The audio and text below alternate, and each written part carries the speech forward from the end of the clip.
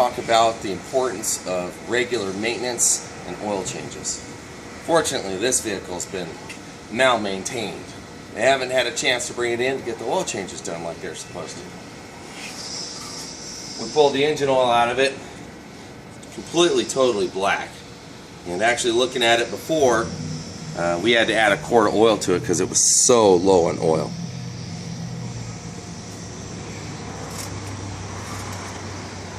Unfortunately, because of what's transpired, it's actually blown up the engine. Let me start it so you can hear it.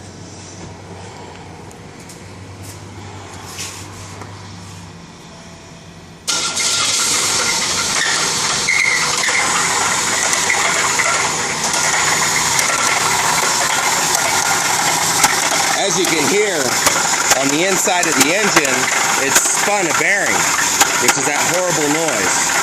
So this is the sound of an engine that's completely blown up. A seized bearing on the crankshaft.